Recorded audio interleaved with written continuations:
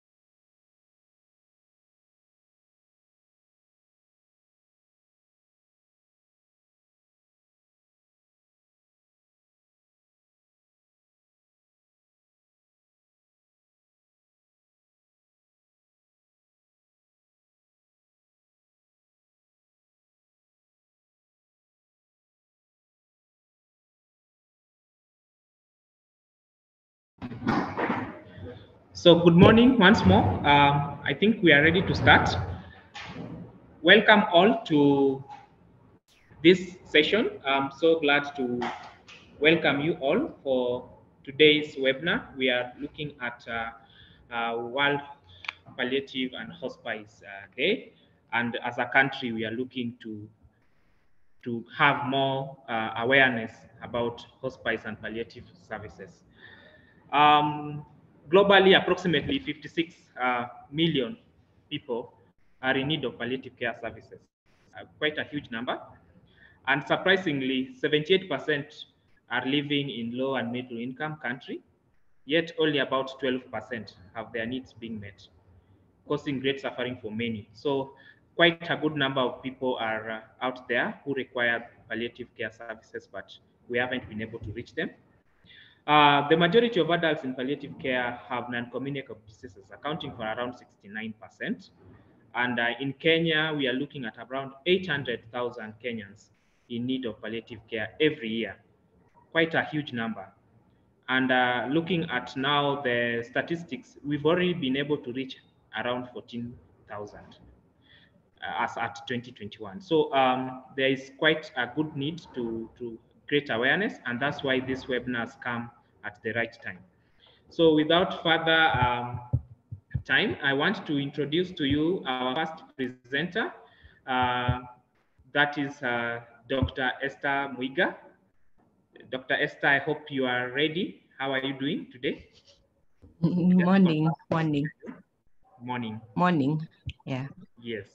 So Dr. Esther Muiga is stepping in for Dr. Joyfrida, who has been held up a little bit. Dr. Esther Muiga works for Kenya Hospice and Palliative Care Association.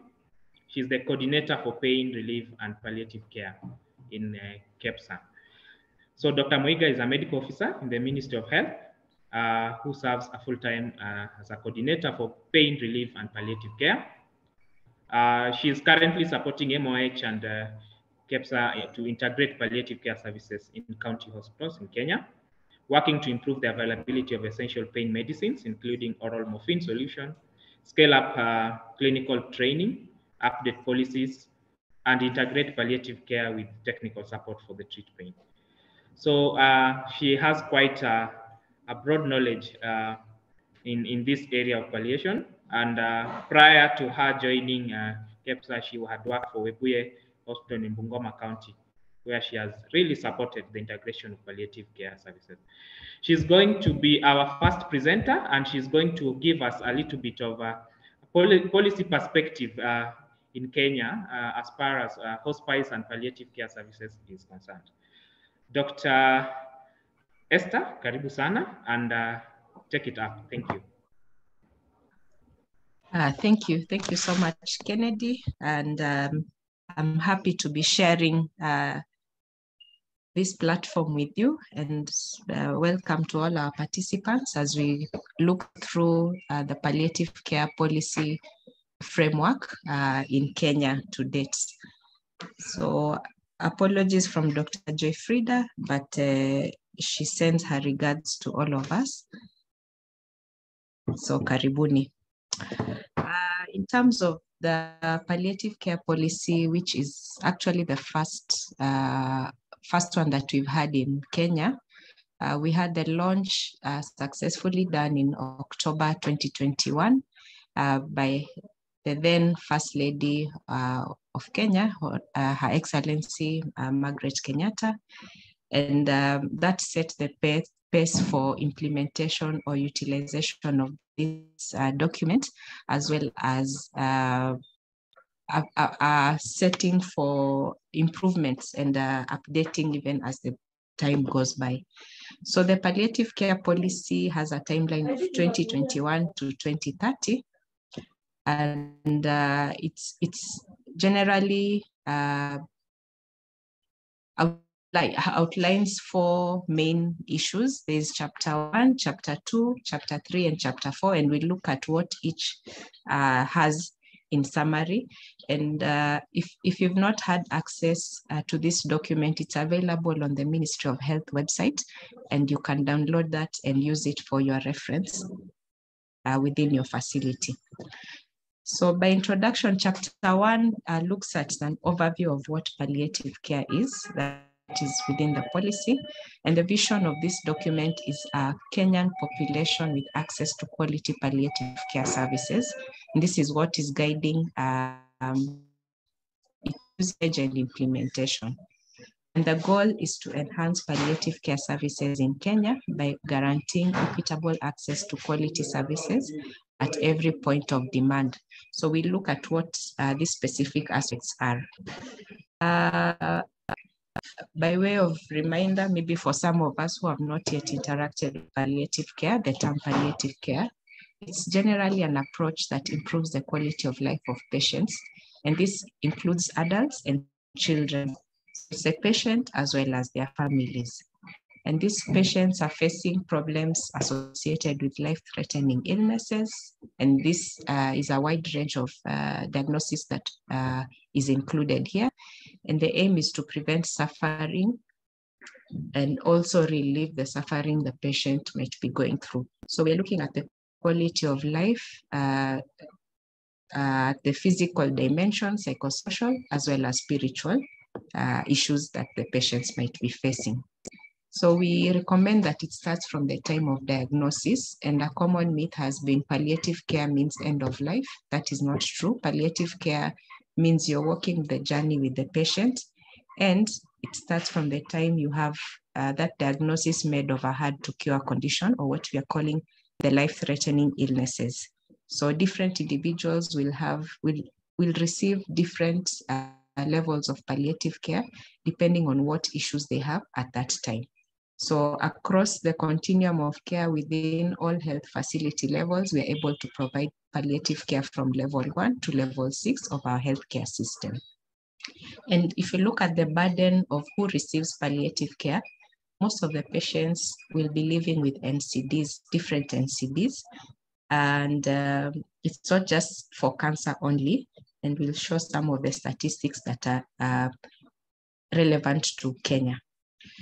So we have the burden of lung diseases, issues like dementia and Alzheimer's, stroke, HIV, and cancer. And you can see cancer actually takes the biggest share of the burden, but palliative care is provided across very many disease processes. So for adults, cancer is leading in that aspect. Then for children, we have a big burden of HIV, but they also benefit from palliative care if they have congenital anomalies, birth traumas, issues to do with cerebral palsy. And I know there are a number of support groups across the country that also include palliative care as they support these patients, as well as injuries and other emerging issues. So in terms of global status of palliative care, our burden is about 56 million deaths recorded in 2015, and we have about half of these were experiencing serious health-related suffering. So for palliative care is usually equated with improving the quality of life and reducing suffering patients are experiencing. So if we are able to get to all these patients and families experiencing serious health-related suffering due to different issues, we would be at a better place. Most of the patients who died with serious related health suffering in 2015 were actually from developing countries. And this is information from our updated palliative care atlas that is also available online. And I know our review is ongoing, so we'll be having updated data soon. The other aspect coming home, we have data from 2019 that is from our KHIS, that is our Ministry of Health reporting system. Facilities usually record the number of patients they take care of every month. And we had recorded data of about 15,000 adults and children receiving care. But if you look at the needs in Kenya for those who require palliative care, about 800,000 persons will be in need in palliative care. So you see the big gap. But then the other aspect is, are we reporting appropriately, and are we making use of the data tools available at the Ministry of Health? Kenya is supportive of palliative care and has made commitments towards palliative care. And in the World Health Assembly resolution of 2014, Kenya is a signatory to that and has committed to ensuring that we have integrated palliative care services across the health levels. So that's why we are saying level 1 to level 6. The Global Action Plan for Prevention and Control of Non-Communicable Diseases 2013-2020 looked at the development and implementation of a palliative care policy, and we are happy to have the palliative care policy launched in 2021 because that's a great milestone for Kenya. This is all pegged on sustainable development goal number 3 that talks about healthy lives and well-being. So you're looking at a patient holistically, not just from the physical aspect, but looking at their well-being in totality. And of course, our Kenya Health Policy, the National Cancer Control Strategy, the Kenya Health Acts, all have palliative care included as a key component of health. Then palliative care is a key component of universal health coverage, and that is the main goal, even as the Ministry of Health embraces health for a healthy Kenya. We are looking at having palliative care included in all those aspects. So you cannot have universal health coverage without palliative care. So when we were developing this policy, the process began early in about 2014. We realized palliative care was not being provided adequately across all healthcare levels. And there was inadequate care for the caregivers, because we say palliative care is for the patient and the family. So are we caring enough for the caregivers? And there was also lack of awareness in the community, as well as among the health workers, because some, it's just that they had no knowledge, and some maybe did not understand the components of palliative care per se. The other challenge we noted is palliative care was not fully recognized in terms of career progression by healthcare professionals. And then student placement, after you've been trained, you need to get the hands-on experience. So that was also a challenge in terms of palliative care progression. So chapter 1 looks at the beginning or the development of the policy, as well as an overview of palliative care. Then chapter 2 bears most of the content, and we have 7 policy pillars. Policy pillar number 1 is advocacy and communication. And here we are promoting access to information and awareness on palliative care. So among the health professionals, among the communities, among the policymakers. Then policy pillar number 2 looks at leadership and governance.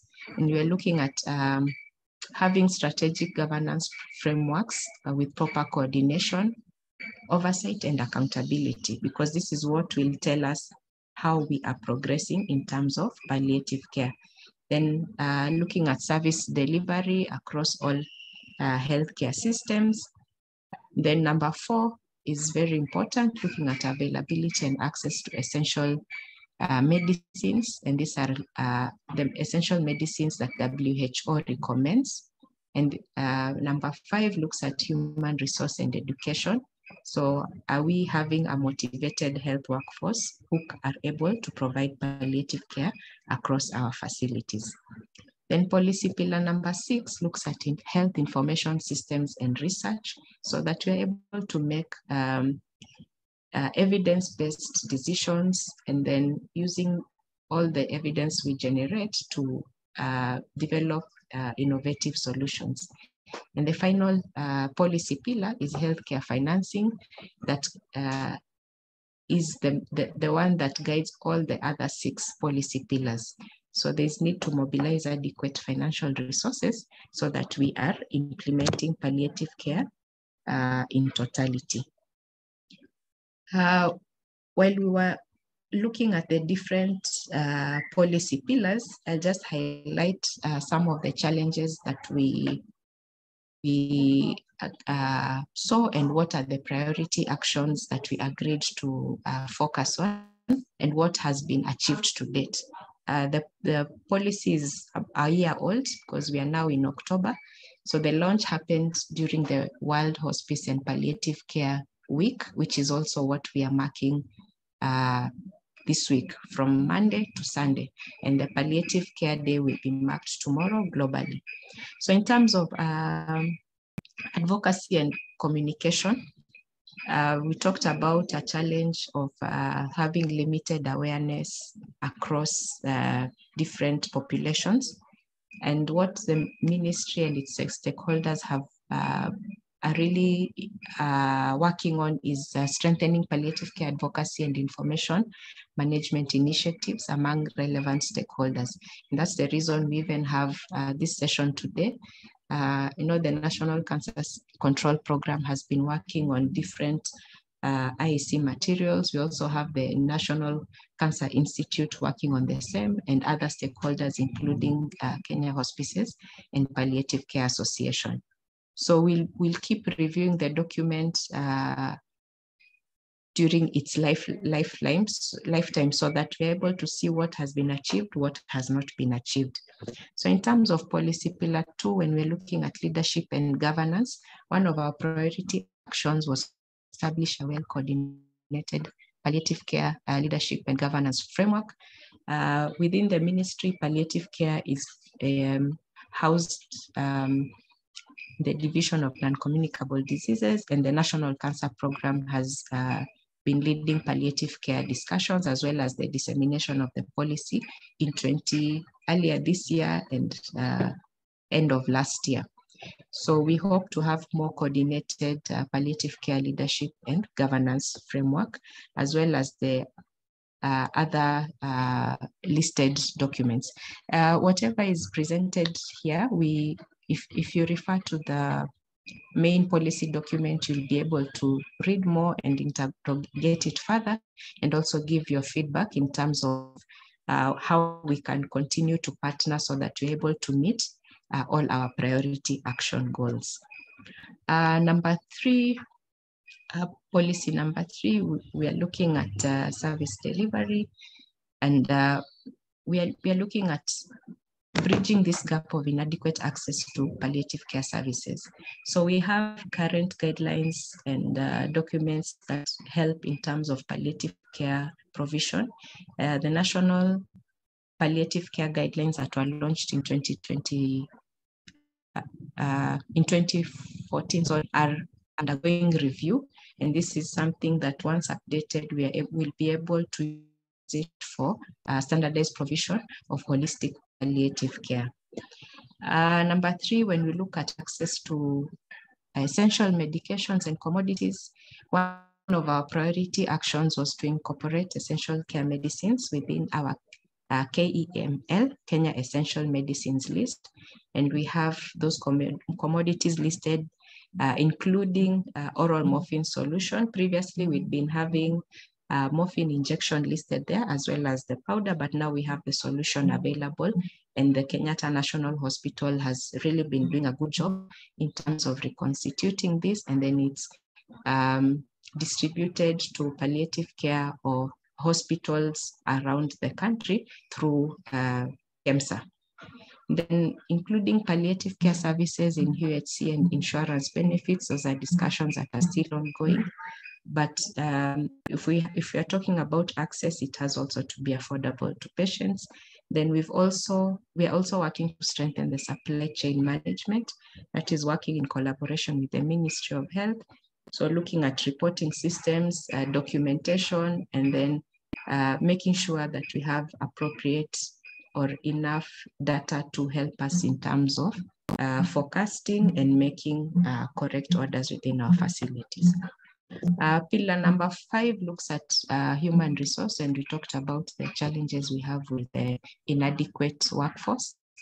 So we are working to build the capacity of existing workforce to provide palliative care, then integrating palliative care into curricula. So currently you are able to, like if you're in Kenya, you're able to access palliative care training at the diploma level, either at KMTC or at the Nairobi Hospice, as well as MTRH for clinical officers.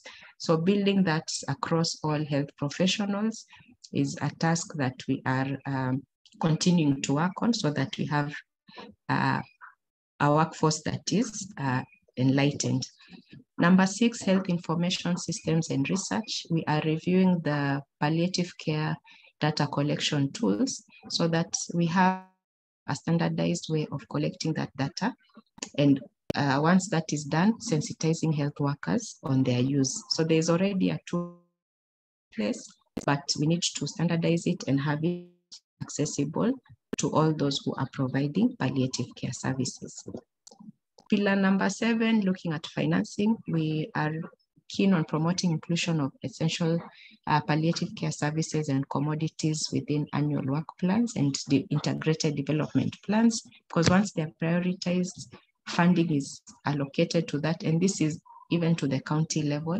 And I know there are a number of palliative care providers within this call who are can give bear witness in terms of what commodities the facilities have already prioritized and activities within the counties being prioritized for inclusion in their financial year.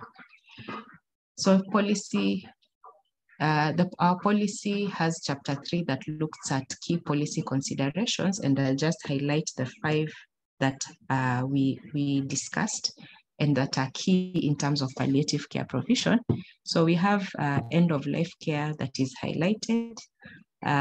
How do you deal with patients who have advanced directives or not? Do we have those policies in place within the facilities? Do not resuscitate issues that really affect patients also at end of life. Then post-treatment and care survivorship is really key. And then palliative care has also been highlighted for special populations. So here we are looking at the elderly, the children, and others that we'll see going forward. Today's webinar is looking at healing hearts and communities, and we are looking at supporting patients beyond their suffering. So just making sure that they are comfortable. And for those families that lose a loved one, are we able to support them in their bereavement care? And are we able to share in their sadness as well as in their joy across the trajectory of the illness? So for special populations, we also need to remember those in long-term care facilities. I know like KNH has an MDR TB ward. Are we providing palliative care for them? And I know Dr. Nafula is key in terms of making sure that they are supported as persons and not just a diagnosis. Then the homeless, the asylum seekers, we have a lot of refugees in Kenya. And recently we had a training session focusing on health workers working in humanitarian settings so that they're able to provide palliative care in a culturally sensitive manner. So all these special groups also have to be considered when we're looking at palliative care provision. So our priority actions when we're looking at the special considerations, looking at resource allocation, integration of palliative care across the special population, and having a trained workforce for provision of care. So the last aspect looks at monitoring and evaluation. We have different stakeholders that we mapped out, including the palliative care providers, civil societies, county governments, Ministry of Education, Ministry of Finance, our medical bodies, professional regulatory bodies, the public, of course, and the patient at the center. So we all have a role to play in terms of ensuring that our policy is successful, our policy implementation is successful, and palliative care provision services within the county are moving in a positive aspect. So in terms of what we hope to see by the end of the life of this policy, it's dated 2021-2030. We had the baseline data of about 15,000 receiving palliative care services as the data recorded in KHIS, but we're looking to have at least 400,000. Remember, we were saying 800,000 people, Kenyans, are living with palliative care needs. So I'm sure this target is actually achievable. And as we continue updating the data collection tools, we'll be able to give concrete data in terms of the reach per county and the reach generally as a country. We also look to having counties incorporating palliative care in their strategic plans. So we are targeted to have all 47 counties having palliative care mentioned within their strategic plans. Currently, we have about 5 counties, so that's a small percentage. And then the aspect of having personnel trained in palliative care, looking to increase the number, that is the training, looking at the diploma level and above, the higher diploma level and above, from 250, which is the current data that is recorded, to about 5,000 in the year 2030.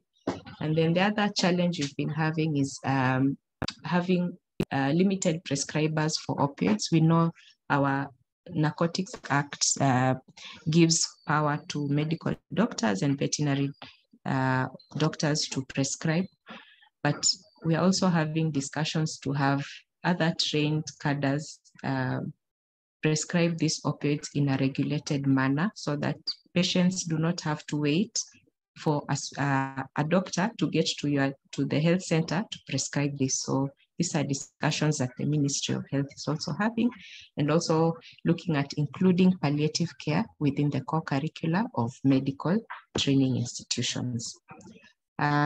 So we seek your support even as we implement the policy, and as we continually monitoring it. We'll have a midterm assessment in the next 4 years, so that we see what steps have already been achieved. And just to remind us that palliative care, we are looking at improving the quality of life of patients with various diagnoses, and every county should have that integrated, and that is our call to action. So even as we celebrate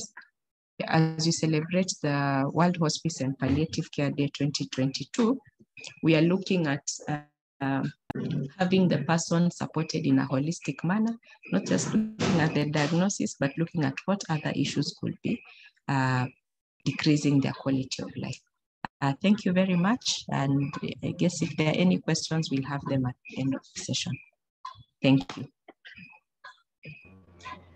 Thank you very much, Dr. Esther. That is quite an enlightening. You really dissected the policy within the shortest time possible, and you've highlighted quite well. Thank you for that. I know the question and answer session will come in the panelist discussion, so kindly keep typing your questions. Our panelists will be able to respond to them. Our next presenter is our Dr. Esther Nafula. Dr. Esther Nafula is a palliative care specialist working at Kenyatta National Hospital, and she is now the head of unit of palliative care. Dr. Esther Nafula, take up the second presentation, please, and welcome. Karibu sana. Thank you so much. I hope you can hear me well. Yes, we can hear you well.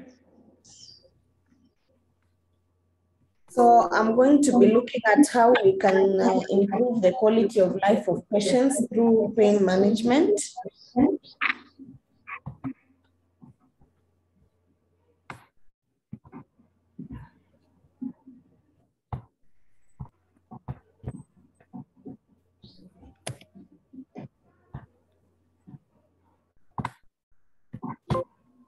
So pain is a very big symptom that we handle in palliative care, and we cannot truly say that we are offering palliative care without having managed pain. So I'm going to briefly go through the concept of total pain and what it really means to be able to manage a patient's pain effectively. So palliative care has been defined in very many ways, but it can be summarized in this diagram that palliative care is an approach that seeks to improve the quality of life of the patient and their caregiver or family through a holistic approach where we identify and alleviate symptoms and suffering that is associated with life-limiting or life-threatening illnesses. So these symptoms are physical, psychological, social or cultural, and spiritual. Now, when we look at a life-threatening illness, it is an illness that can be cured, but can also lead to the death of a patient. For example, COVID was categorized as a life-threatening illness. Childhood leukemias, MDR, TB, they are categorized as life-threatening illnesses. Then life-limiting illnesses are those where the prognosis is poor. We expect the disease to advance and eventually lead to the death of a patient. For example, advanced cancer, some neurological conditions that are incurable. Those are life-limiting illnesses. So total pain is a concept that was first described by Dr. Cicely Sanders, who is one of the founders of palliative care in the 1960s. So pain is a very common and problematic symptom, and with advancing disease, pain gets worse. And Dr. Sanders was recognizing that pain has to be looked at in a holistic nature, it is not just physical pain, but there's an interplay between our psychological, social well-being, spirituality, and culture that impact on the presentation or management of pain. 80% of patients receiving palliative care have pain. Even when we look at our own statistics in KNH, 80% of patients are referred to us because of pain. Now, sadly, research shows that 68% of patients in sub-Saharan Africa are still living and dying in pain, despite the fact that we do have palliative care interventions. So again, when we are looking at the concept of total pain, we want to look at all domains of the patient. So we are going to go through them one by one. There's the physical aspects of pain, social, spiritual, and psychological. So physical pain is the physiologic component of pain. It is described in terms of tissue damage. That is where patients come and tell us that they feel a dull sensation, they feel some pins and pricks, and physical pain is what brings them to hospital. So it has an nociceptive or neuropathic or mixed kind of pathophysiology. And of course, the underlying mechanism of pain is what we focus on when we are managing physical pain, and it is managed by analgesia. So the patients will tell us about their pain, when it started, the duration, the medication they've been taking, any underlying conditions, all that assesses aspects of physical pain. Now, when we come to psychological components of pain, pain affects the way an individual thinks, feels, or acts, and sometimes the psychological well-being or the psychological unwellness of a patient will make it either easier or difficult for them to cope. So a lot of patients who are referred for palliative care, we defined it as they're having a life-threatening or a life-limiting illness. So someone's health has deteriorated or is likely to deteriorate even further. Their life situation has changed because of having an illness, and now they have pain. So sometimes these patients have emotional distress. They might be depressed, anxious, they're uncertain about the future. They might be feeling hopeless. And these psychological aspects will increase the occurrence and severity of the physical pain. So if we do not take care of their psychology, the patients will keep on coming to the clinic and saying they have pain. So some concerns that patients have is, will I die soon? Can this disease be cured? Is it true that this disease has no cure? Can I try herbal medications? Can I try different interventions? Can I seek a second, third, fourth opinion? I'm in pain. I've been given pain medication. Does this mean that I'm going to take painkillers forever until I die? So these are some of the psychological issues that are associated with pain. When we come to social life, being ill, especially being with advanced disease, many patients suffer social isolation. If you think about a sick patient who's being taken care of at home, most of the time these patients will be in a bedroom. They're locked there in that bedroom and they'll spend day and night in a bed. Their meals are brought to them and they probably are spending a lot of time just with the caregiver. So there's disengagement from family activities, including mealtime. If it is a man, the family members are no longer consulting him. Decisions are being made about his family and his property and his healthcare, and the patient is not being involved in the decision making. Some caregivers feel that it's a burden to take care of patients. We've seen some of them come and dump patients in hospitals. Some of these caregivers also, because of the burden associated with caregiving, some of them are also going through a lot of emotional pain. And sometimes that emotional pain is then transferred to the patient. There's a lot of financial constraints that is associated with being sick in Kenya. Our social insurance is not covering palliative care. It is not covering analgesics. Our patients come to the clinic and we give them a prescription that is going to cost them anywhere between 3,000 to 5,000 a month. Some of them are not able to afford that. So on top of the physical pain they're feeling, there's also these social problems that have come with being sick. Some have lost employment because of being sick. Some are bedridden. They have to depend on their caregivers even for basic needs and activities of daily living, like feeding, being washed, going to the toilet. So there's a lot of pain that actually comes with being sick that will not even be handled just by medication, but by other interventions. Now, when we look at spiritual pain, spirituality is defined as the need to be connected to a higher power. And the spirituality can be expressed in terms of religion or non-religious spirituality. So this is where we want to consider, what do our patients or families believe in? Do they subscribe to a religion, which is a practice that is associated with an organized system? Do they believe in their traditional practices? Do they believe in nature? Are they atheists? They don't believe that God exists. So sometimes when people face illnesses, several things happen. There are those patients who are non-religious. They were living their life to the fullest, and now they've become sick and they revert to religion as a way of coping with their illness. So they become extremely religious. Some change religions. They were Christians, they become sick, they change and become Muslims, Buddhists, Hindus. Some patients consider illness to be a punishment from God.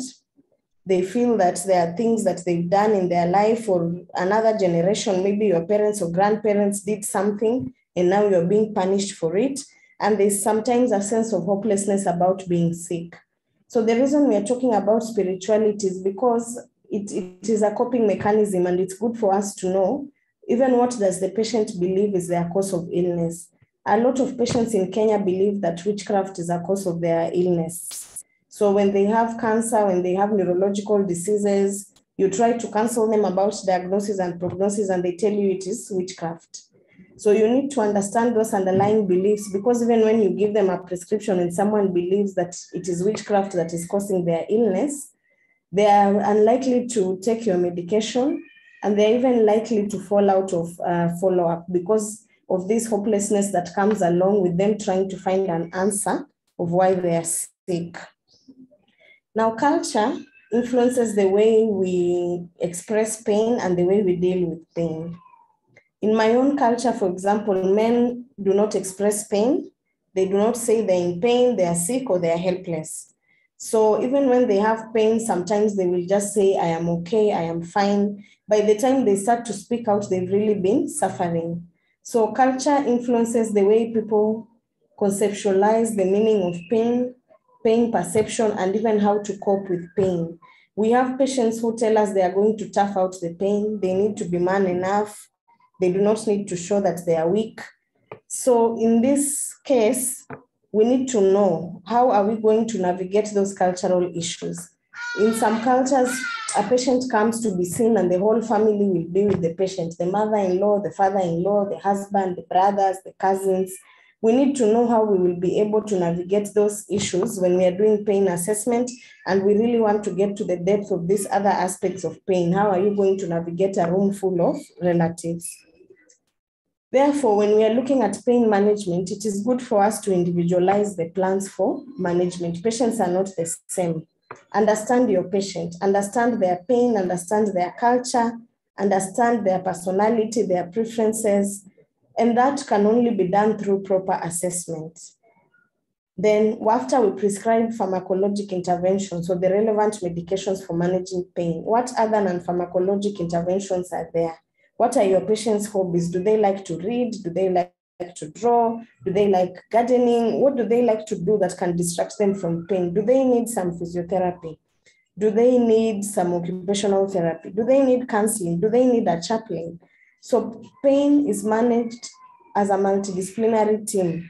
It is not just an issue of having a pain management specialist or a physician who can prescribe medication, but there's a role for the other team members so that we can actually be able to manage pain in a holistic way.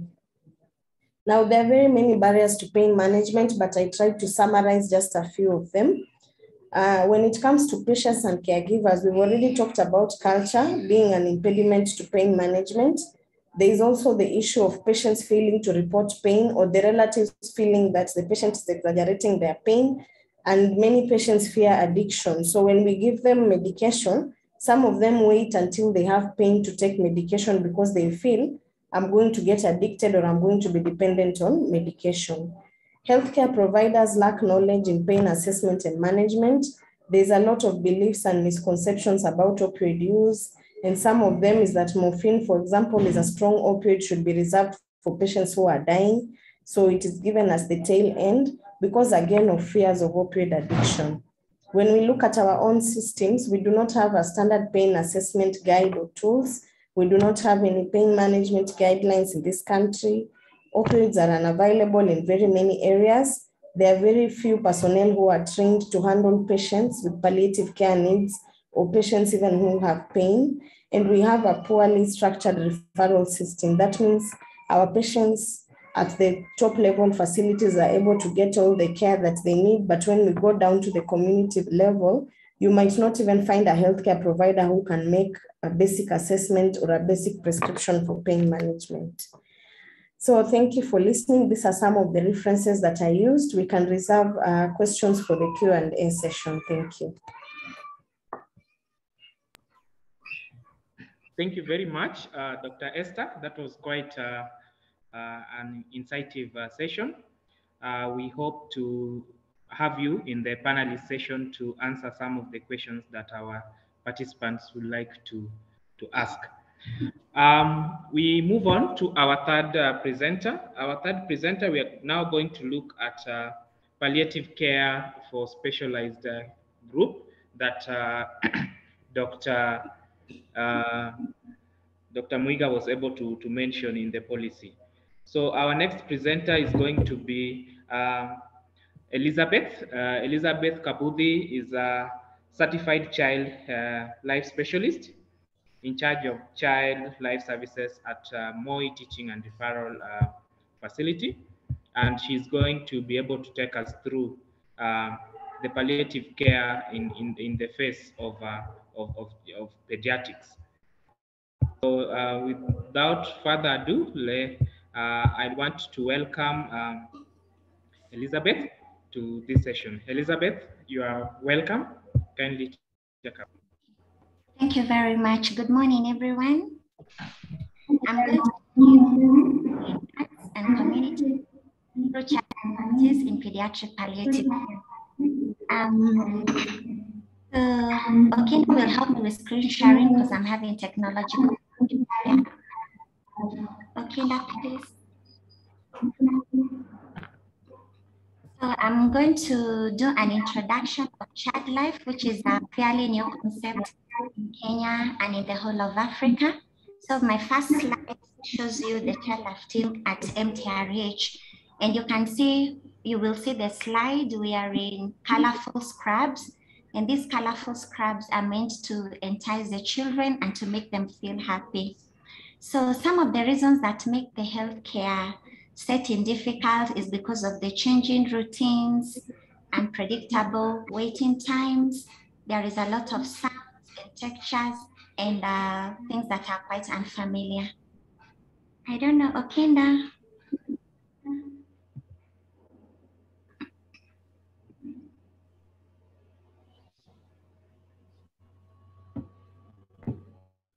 Is it okay, Elizabeth? Just to confirm, slides are okay and moving? No, not moving. Oh, okay. Screen share again. Thank you. Let me, okay. Share. Yeah, that's okay. Let me share again. Okay.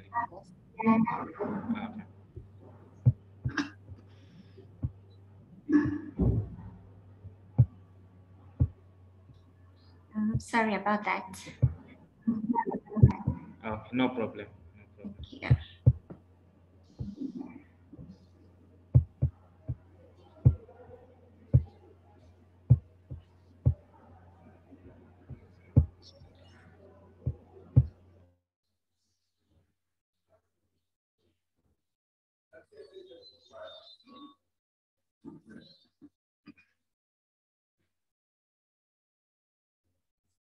Okinda.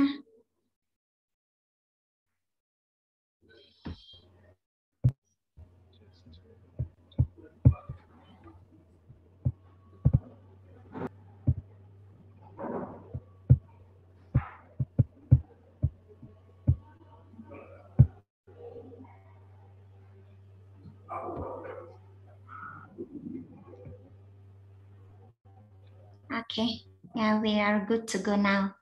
So the slide shows a team of the child life specialists at MTRH, and I talked about the colorful scrubs that we wear, and this is because. Is it okay? Can you hear me? Hello? Yes, we can Yes, we can. Okay. hear you. Just go ahead. Okay. So child specialists wear colorful scrubs just to entice and normalize the hospital environment. We all know that children come to the hospital with magical thoughts, and some of them often think it's about a punishment because they did something wrong at home. And especially for mothers, when you're frustrated in feeding your child, sometimes you may tell your child, I'm going to take you to the hospital for the doctor Okay, to so Hello? Hello? We Okay. can hear yes, you. yes, go ahead. Yeah. Okay, so these are some of the reasons that the healthcare sector is difficult, and I'm not going to read each and every one. We'll share their slides because of time. So the major one is because of the changing familiar routines. Children are used to a familiar routine, and so when they are hospitalized, these routines are they are not the usual for the children, and so they become so stressed out, and they will become clingy, and most of the time they are crying, and they're very fearful of the medical teams. Next slide, please.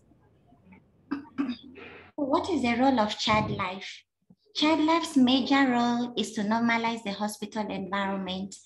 Because of the very many procedures which are very unfamiliar and quite painful for the children might regress. You will find a child who has been able to navigate through Yes, yeah, we are on the.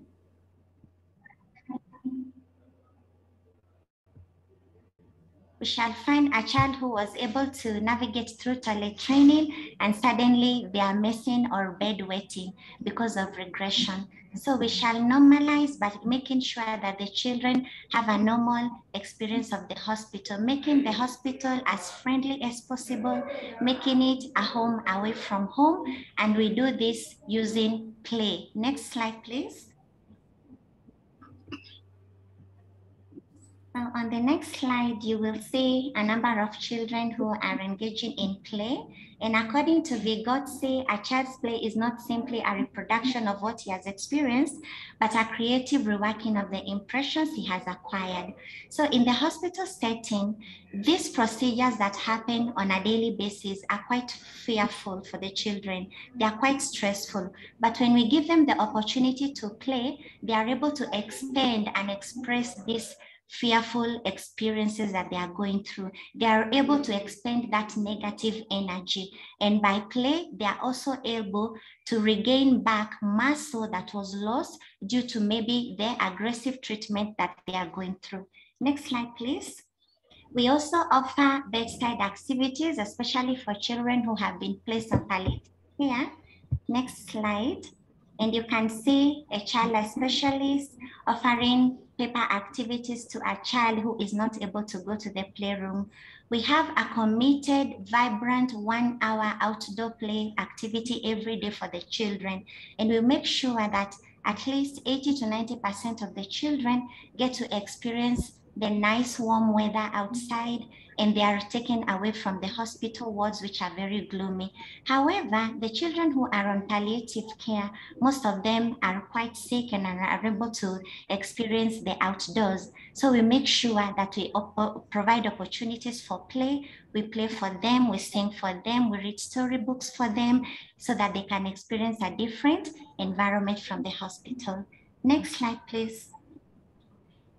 Theater preparation and imaging is one of the key components that we also do, which is medical play. Medical play allows children to use real medical equipment for normalization and also for gaining of mastery and control. When a child understands what they are going to go through, they are better able to handle the anxiety. Remember that by use of the family-centered approach, which is used in pediatric palliative care, we cannot separate a child from the family, nor the family from the child. But also remember that when a child has an anxious parent, the anxiety plays down on the child. So we are also taking this opportunity to also teach the parents about the procedure, about diagnosis education, about the disease trajectory, and anything that goes on to happen to the child, the family is informed. Next slide, please. Theater preparation comes in handy, especially for children who are supposed to go for imaging or a theater intervention. We do provide the opportunities for them to walk to theater, to wear the theater scrubs, to wear the oxygen mask, and for them to experience each and everything that happens in surgery. This prepares them psychologically, emotionally, because children do not understand things well by listening. They understand visually. So if they are able to see the pictures, they are able to internalize and actually process these things in their own way. Next slide, please. Legacy building activities come in form of Shanga za Ujasiri. Next slide. And when we do Shanga za Ujasiri, this is a concept that has come in very handy, especially for children on palliative care. We give them an opportunity to retell their treatment journey. A child receives a special bead that signifies each point during their treatment. And when they have an opportunity to go home, then they take all these as a package back home with them. However, we have a number of children who die on the unit. And so every kind of work that we give them, anything that they did on the unit is packaged in a beautiful package that is given to the family. This comes in handy, especially when we are working with the siblings who were not in the hospital and who did not see the disease progression of their sibling, because it really helps them to cope with the absence and death of a sibling. Next slide, please. We also offer memory books, and memory books can be written by a child or the family to record hopes, fears, and spiritual beliefs. Also, this is given as a keepsake whenever the child dies in the hospital. Next slide, please. So on the next slide, you can see the teenagers on the unit who are on palliative care but are able to still walk to the playroom, and they are engaging in memory making. Next slide. So what are the psychosocial effects of pediatrics palliative care? I'm going to discuss in summary about the social networks. Usually the children who are diagnosed with cancer or other life-limiting illness are very young age. And so their families are also quite young. They have young parents who are maybe working or who may even be having other younger children at home. So this kind of care, this prolonged hospitalization really affects the family dynamics. And we have seen very many families breaking. We have seen very many families losing jobs because of the time spent at the hospital. And also we have seen very many negative reactions coming from the families of these young children. And so at the hospital, we try to form support groups. And in these support groups, we are able to identify the parents who are going through PTSD and who need support, be it spiritual care and any other kind of care. Next slide, please. The sibling program is a very important aspect of the Child Life program. We understand that the siblings are the super important brothers and sisters. These are usually forgotten. We call them the forgotten children who are left at home whenever a child comes to the hospital for treatment. And sometimes the parents are forced to remain in the hospital for a very long time. So what happens to the siblings back home? They can become resentful to the sibling who is in the hospital because they assume he's taking away their parental love. And so it breeds a lot of resentment. So we work closely with siblings. We allow for sibling visitation. We provide transport monies. We even provide lunch, and we provide opportunities for play between the sibling who is on the ward and the siblings who are back home. We try to give them an opportunity to understand the disease progression, because you can imagine a situation where a child comes from a hospital as far away as Kisii. I'm using that as an example. And then when they come to MTRH, they are okay, walking well, but because of disease progression, they go down and eventually they go home in a casket. What happens to the siblings at home? They may not even take up positively healthcare in future, because they always assume that when you go to the hospital, you come back dead.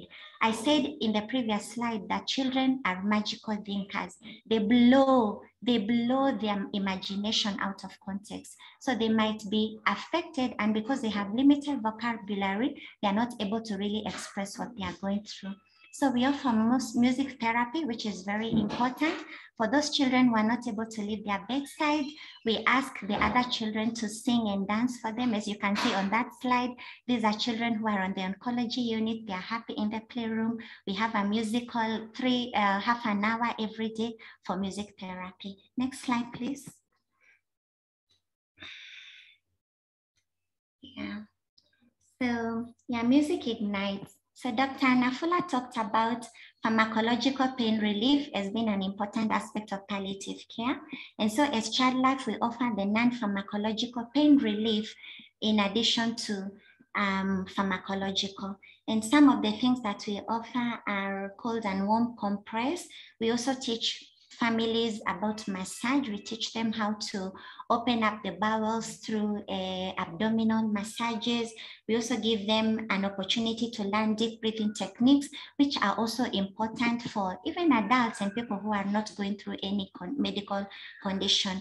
Guided imagery is also very important, especially for teenagers who are able to, move away into utopia and think about a very wonderful experience that they had in order to divert their pain and anxiety from the medical procedures.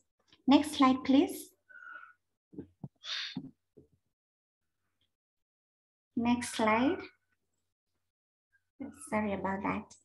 So death and dying, the slide that is coming up is about death and dying and the fear that all of us experience about death. And it is not any different from children. Many children would understand that they are almost dying. And so for the Child Life program, we are able to prepare the children using child-friendly and age-appropriate language. We discuss about death, and we even give them an opportunity for the ones who are able to understand about doing a eulogy, or even understanding what kind of music they would like to be played during their funeral. This really works very well for children, and it has really helped to see that most of the families nowadays prefer to take their children home when they're still alive instead of the other way around when they die on the unit. So bereavement support is also offered by the Child Life team. We acknowledge that many parents are not able to sit in through bereavement. When a child is dying, end of life becomes quite difficult. Parents may start screaming when the child is not even dead. And remember that we are talking about adding life into the days. Until a child is dead, we support them, we treat them because they are still alive. We do everything that we can just to add life to them and to make them smile. So we teach families about calming hands, singing to the child, talking to them up until the moment that the child breathes their last. So what are some of the benefits of child life support in the next slide? So the next slide talks about the benefits. We've talked about teaching massage to ease constipation. We all know that, especially when children are taking morphine, there is a high chance of constipation. So we'll teach parents about those techniques that can open up the bowels. Resting hands for a child who is so agitated, a child who is in so much pain. By using resting hands on their chest, they're able to calm down. We do a lot of music therapy in our wards. There's always child-friendly music, gospel music, and the children really become calm using that. And to top it all, adding life into the days of the children through fun activities, be it storytelling, be it music, or just listening, enjoying the silence when these children are in end of life. And so finally, the last slide, I'm acknowledging my fellow child life specialists at MTRH and the MTRH management for giving us an opportunity to work with children. And in the final slides, these are some of the children that we've worked with. Some of them are still here with us and others have gone on ahead of us. They've left beautiful footprints of their love in our lives. And so child life is about adding life into the days of these beautiful angels and healing hearts and healing communities. Thank you very much.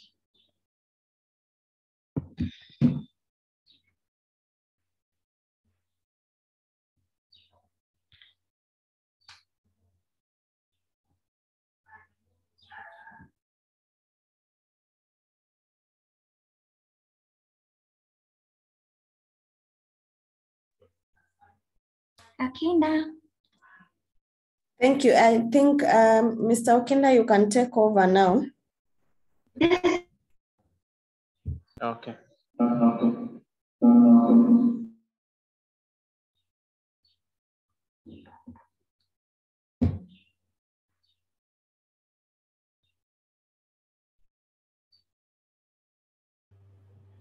Thank you very much,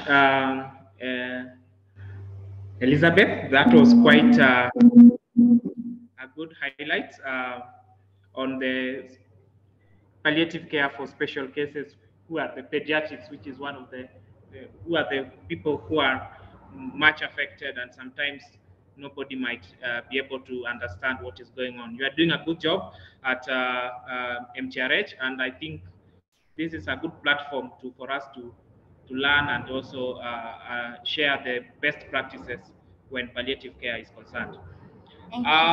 Our last presenter is going to be Emily. Emily is a palliative care nurse, and she's going to take us through the perspective, palliative care and hospice perspective as a healthcare provider in terms of the practices that they have offered. So Emily works at Moi Kibaki Hospital, formerly Kenyatta National Hospital, there, and she is a palliative care nurse. She has worked well in our department to make sure that the palliative care services has reached to the most needed client. So she's going to present to us something on palliative care, the role of nurse in palliative care, because nurses play a bigger role in this. So I'm going to give an opportunity to be able to share also the best practices in terms of healthcare providers' role in providing palliative care services. So hope you are able to see the screen from your side. Dr. Nafula, just confirm for me. I'm projecting for Nahabia. Yes, you can put it on slideshow. We can see. Okay, let me.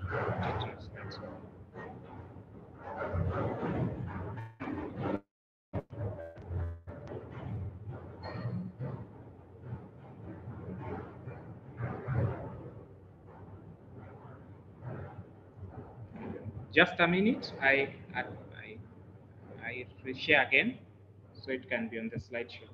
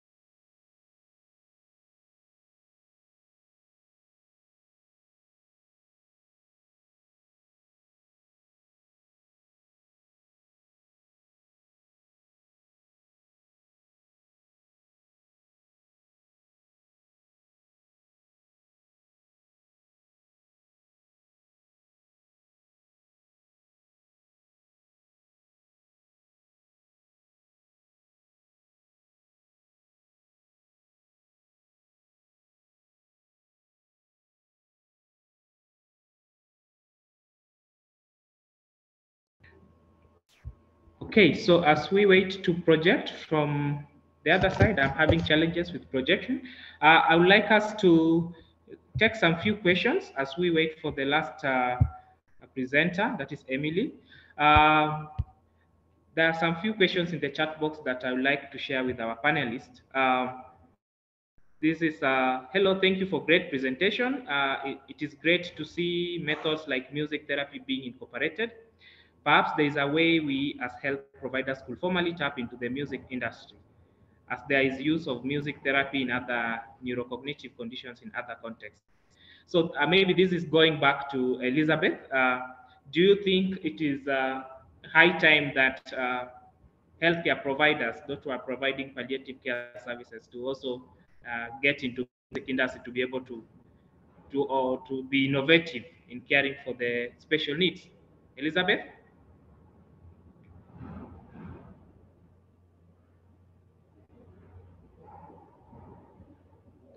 Maybe Dr.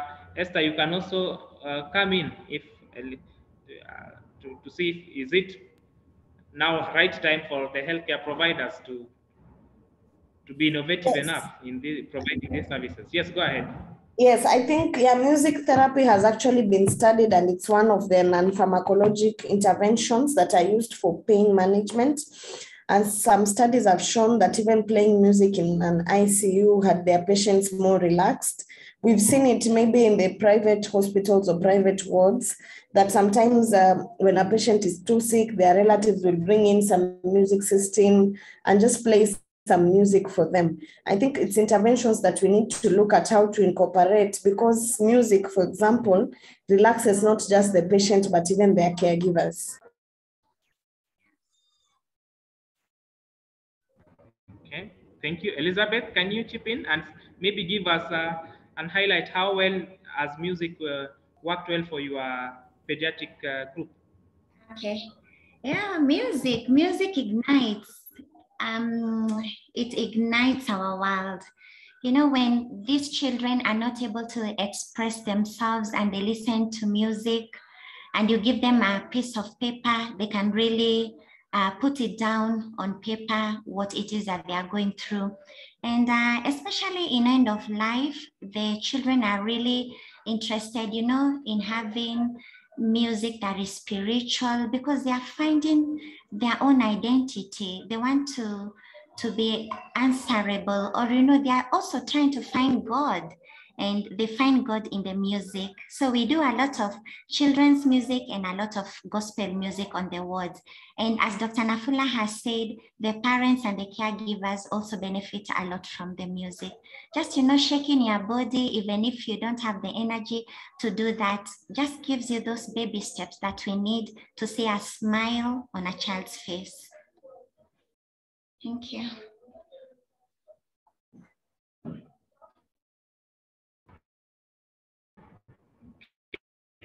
Thank you very much. So I think we are ready to hear from palliative care nurse, from the nursing perspective. What is it that has been done? So I don't know if Nelson, you'll be able to share your screen.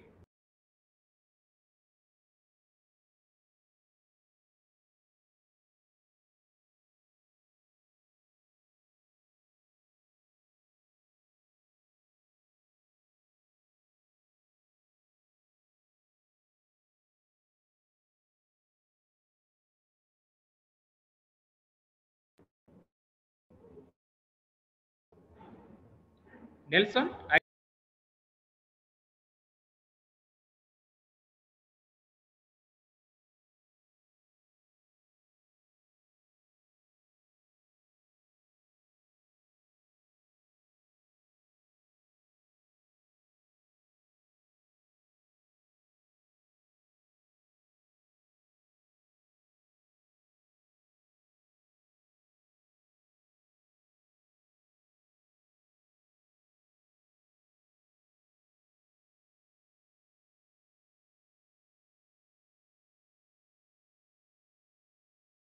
we are going to hear from our next presenter, that is Emily.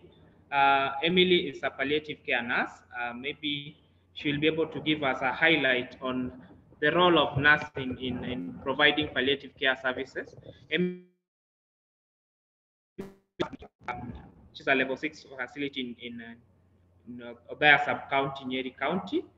Mwai Kibaki is still under Kenyatta National Hospital management, and we are proud to be also part of celebrating this event. So let me welcome Emily to be able to give you the perspective of nursing care in providing palliative care. Thank you very much.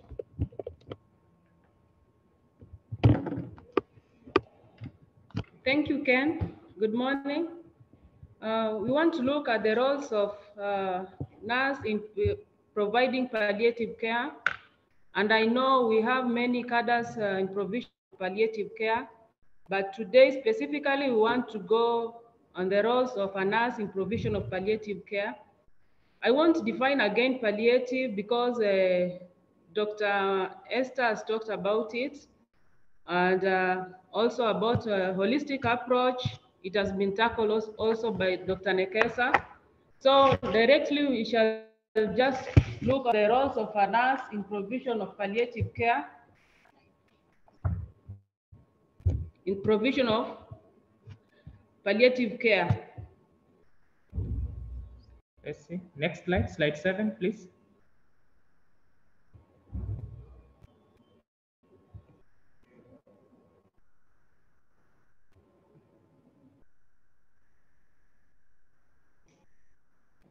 Nelson, we look at slide 7.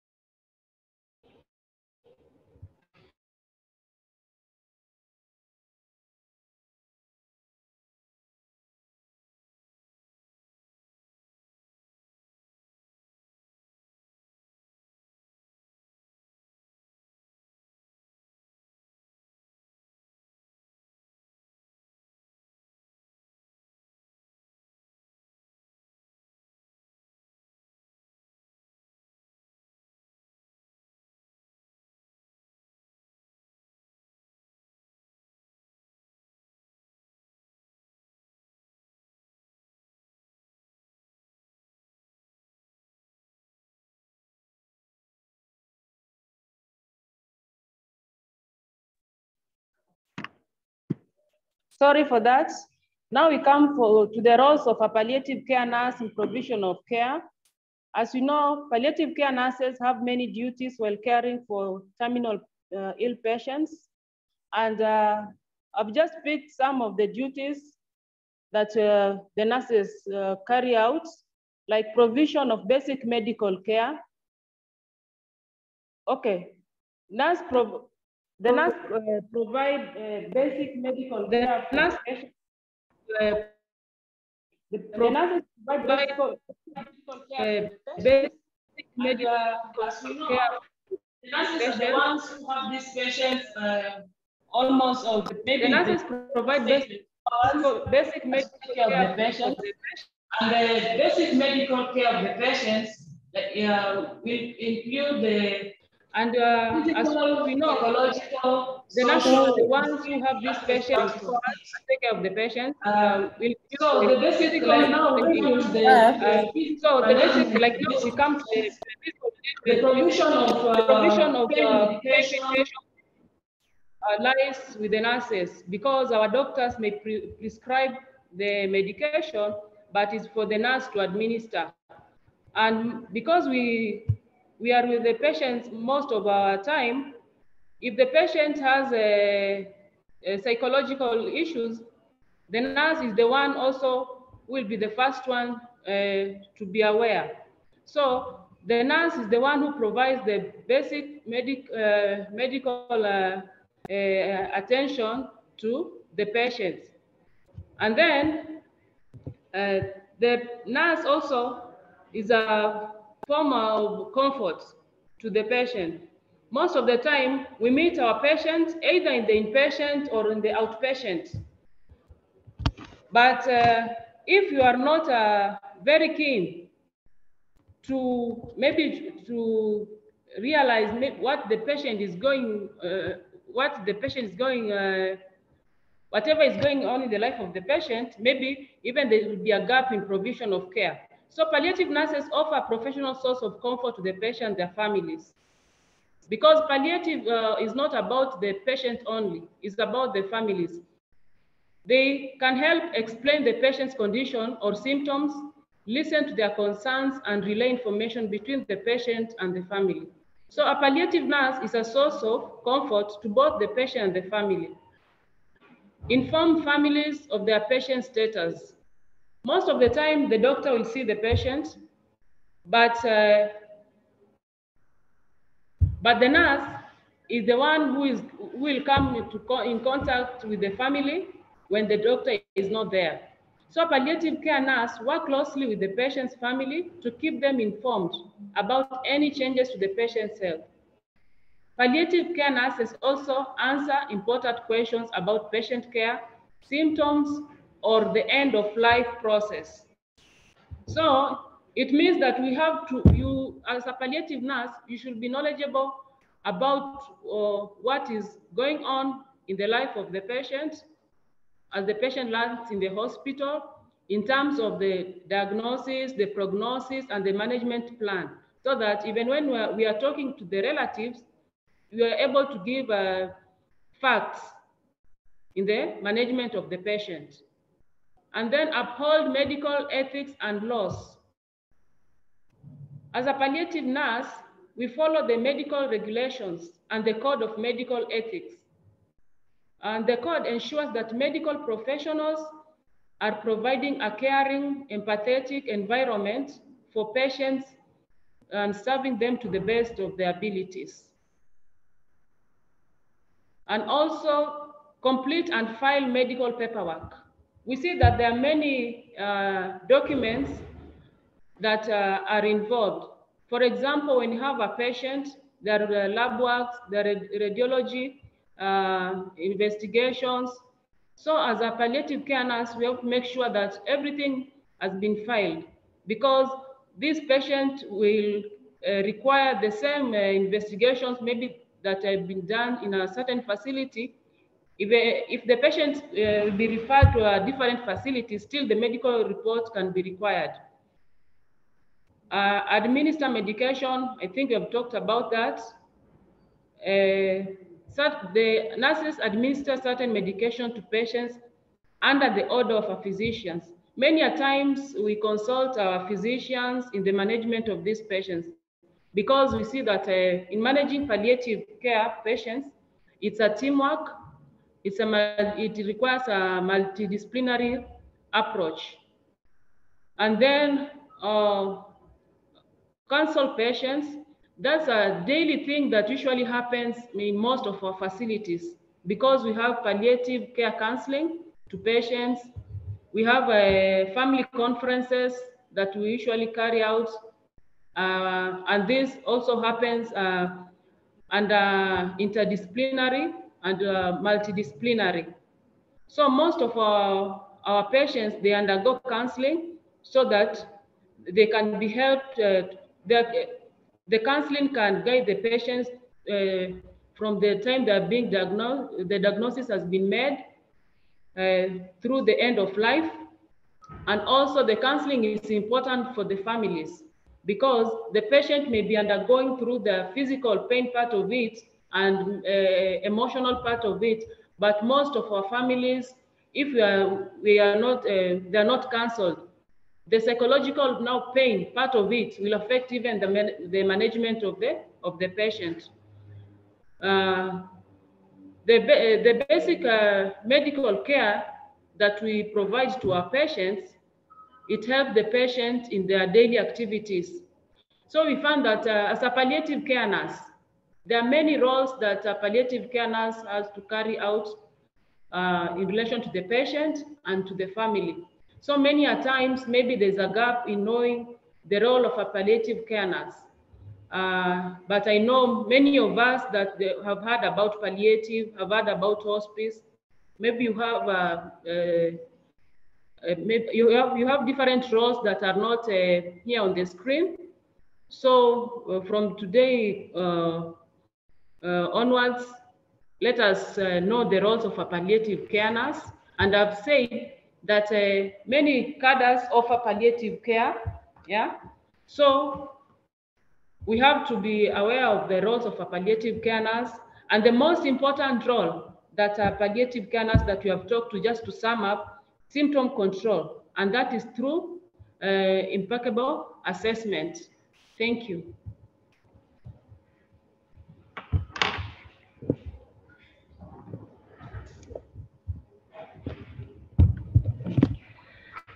Thank you very much, Emily and the team, for that short presentation on the role of palliative care nurse in palliation and hospice services. So I'll open up the panelist discussion to be able to try to answer some few questions that have been posed by the team in the chat box, so we can be able to answer them up. Our panelists will be just the same presenters that we've had today. We have Dr. Nafula, who is a head of unit palliative and pain care in Kenyatta National Hospital. We also be having Esther from Dr. Esther from also Ministry of Health, who is also working at Kenya Hospice and Palliative Care Association.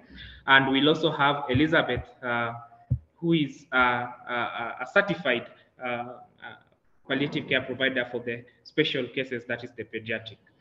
So looking at the questions that you've posted today for the panelists, there's a question from an anonymous attendee who is asking, how do medical palliative care service providers cope with trauma of losing patients they have taken care of for a long time? Let me pass this to Dr. Nafula. Okay, so it is not easy to take care of patients who are sick for a long time, but one of the ways that we cope is, first of all, by being honest with the patient and the family from the time we meet them. So we understand that that the patient is not going to get better. So we sort of also start to deal with the loss early enough from the time the patient is referred to us. And it is highly encouraged that staff working in palliative care go for debriefing, whether it's at a personal level or at a group level, and this can be done periodically. It is not that every time or every day a patient dies, we are going to be deeply affected by it, but sometimes, depending on the rapport or the relationship we have had with the patient or the family, some of the deaths are actually hard to cope with, and psychological interventions are actually advised for our staff as well, and ourselves, that is. Okay. Thank you very much, Doc, for that. Another question that I would like also to pass through is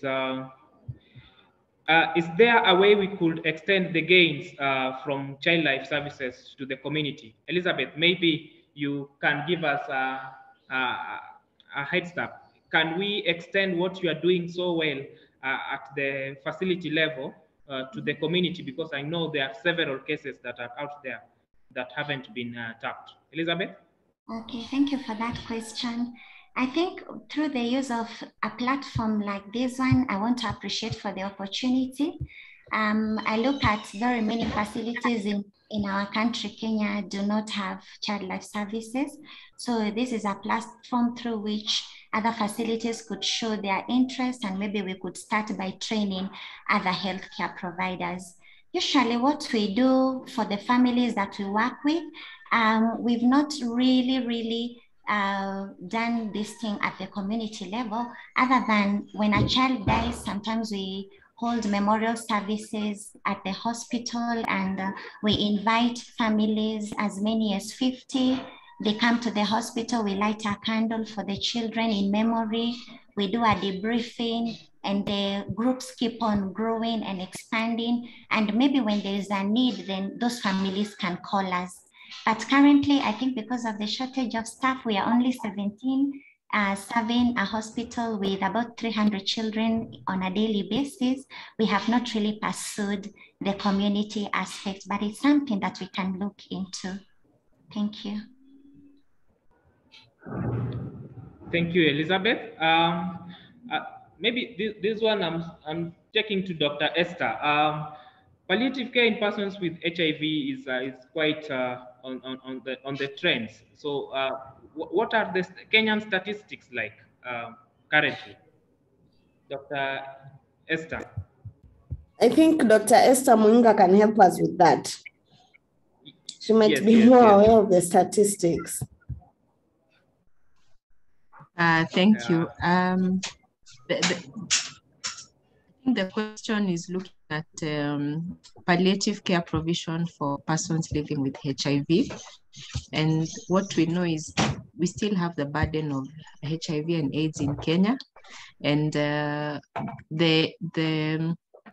what has been the trend before is that the patients would be attended to in a comprehensive care center or a specific center for HIV. But as we kept having discussions with providers for HIV care, we gaps in terms of holistic patient support.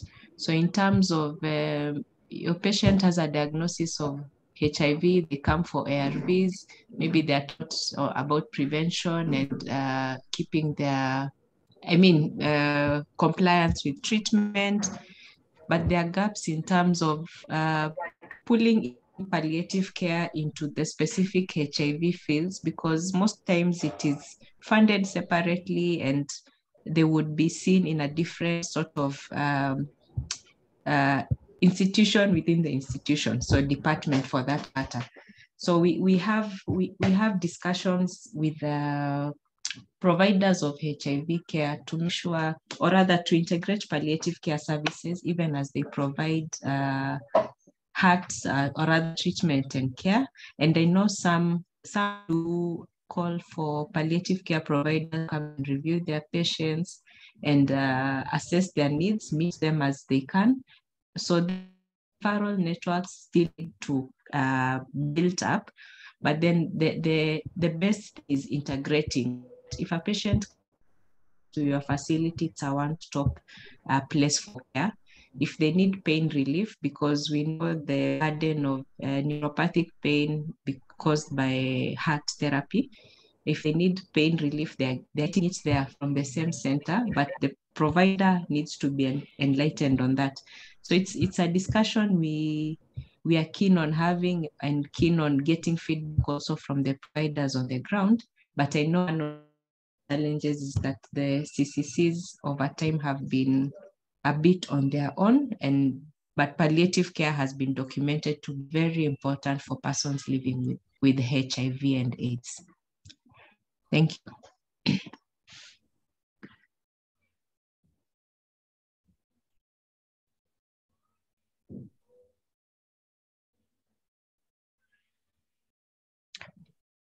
Kennedy, you could go ahead.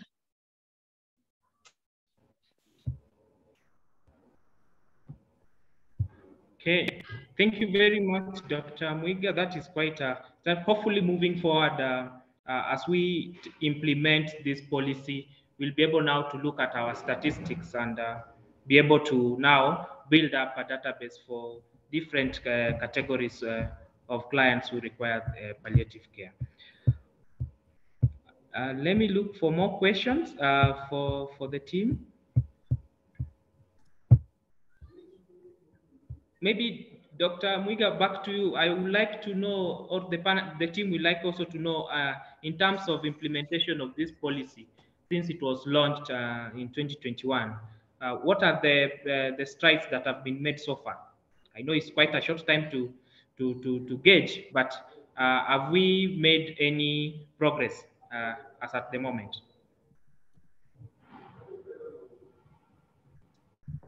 Okay, thanks, Kennedy. So after the launch, the first bit of the implementation strategy was disseminating the policy to counties, to the 47 counties, which was done until, I think, April this year. So there's some knowledge of what the policy talks about. The other aspect we've really tried to streamline is access to oral morphine solution, which the Ministry of Health is handling in terms of the constitution, the purchase of the powder, and then having a dashboard or a centralized data collection point where orders are made, and then we are able to get reports on trends of utilization across facilities. An upcoming milestone is reviewing of the palliative care guidelines, as well as the reporting tools that are already on the Ministry of Health portal. So moving forward, at least for the next quarter from where we are, those are some of the things that we will need to be following up and finalizing so that there can be dissemination and usage now across the counties.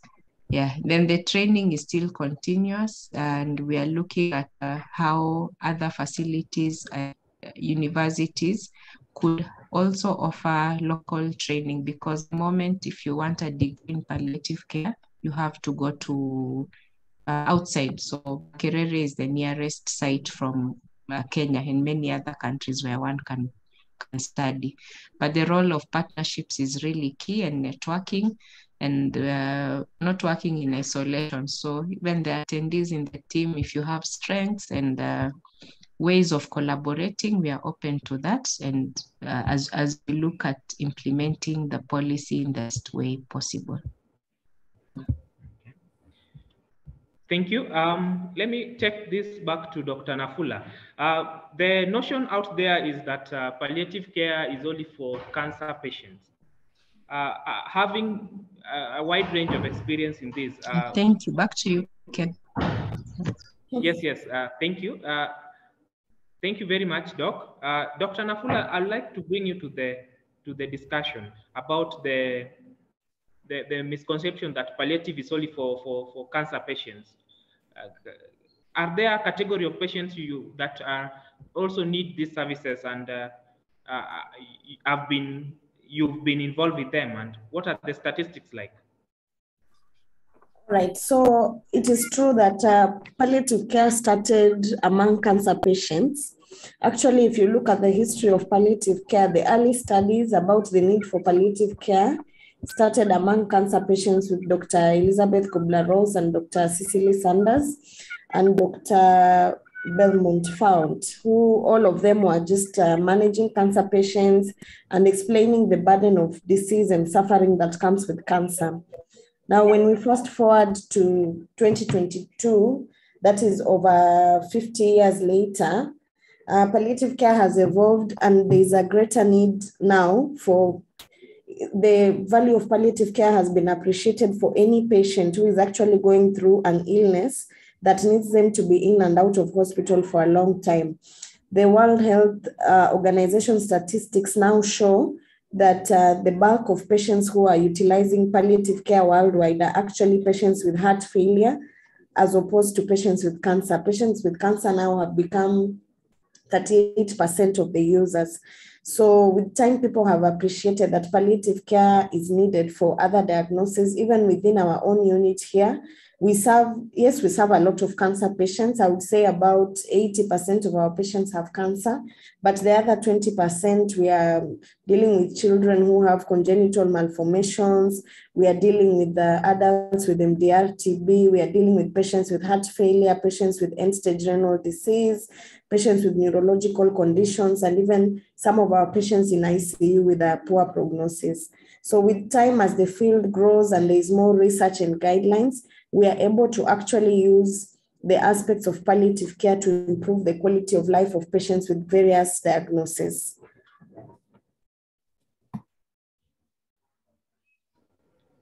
Thank you very much, Doc. That we look forward to expand the scope so it doesn't just become a cancer fair, because we believe non-communicable diseases play a bigger role and these patients require this service. So I'm pushing this question to Emily. In terms of the training, what does it involve to train, to get experience as a nurse to offer the palliative care? And maybe some members of the group would like to know what are the uptake, what are nurses' perspective pertaining the uptake of training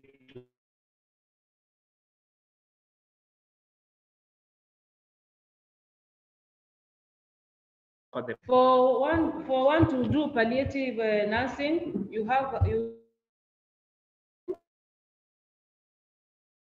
to undergo higher diploma in palliative care, and the statistics for the nurses that have been trained on palliative, I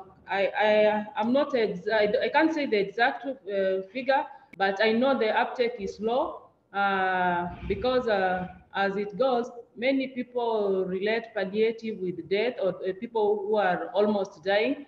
So we find that in most of our facilities, we have very few nurses that have been trained on palliative care. And as we relate to the number of patients that require palliative care services, we find that the number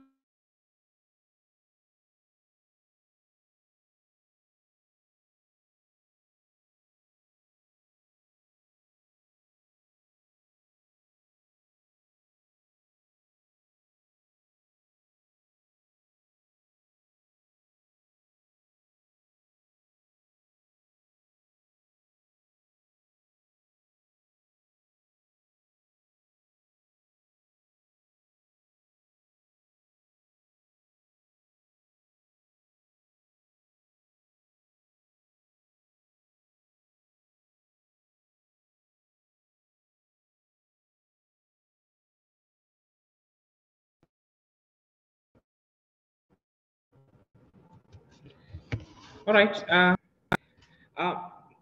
I'd like also to bring Elizabeth also to the different cadres involved in offering palliative services. In terms of sharing best practices, we've seen in MTRH there's quite teamwork when it comes to different cadres. Maybe can you give us the highlight of what should be a composition of a palliative team that a facility can have in order to offer these services effectively? Elizabeth, from the experience of MTRH.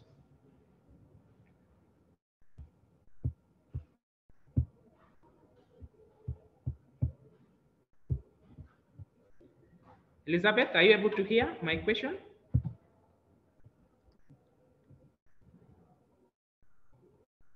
Or maybe Dr. Nafula, are you able to respond to this, the different cadres? Yes. Yes. So palliative care is offered as a team. As I mentioned, even managing pain needs teamwork. So the most important people in this team is actually the patient and the relatives, because sometimes we will look at call the physiotherapist, call the nurse, call the counselor, but we have not considered the role that the patient or their family plays. When we are managing patients, we need to communicate with them. Communication is a big plan of our care. So the team here involves medical personnel, that would be doctors, nurses, pharmacists. Then we look at other professionals who play a big role, like psychologists, social workers, and the rehabilitative phase. A lot of patients with palliative care, people rarely prescribe for them to even get physiotherapy or occupational therapy. So, and these are big parts of how their quality of life improves. For example, when you're talking about bedridden patients, getting them out of the bed to sit them out in the sitting room or out in the sun, those are part of therapy. So everyone has a role to play. When we are managing patients, we have to look at the patient, their family, their community, and then now the professionals. Who are the professionals that are needed to make this patient's life better? Okay, thank you. Elizabeth, would you like to come in?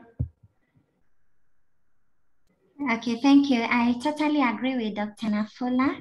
The family makes up a very important component of the team. So for child life specialists, we offer the psychosocial care, and the medical team, of course, will offer the medical care.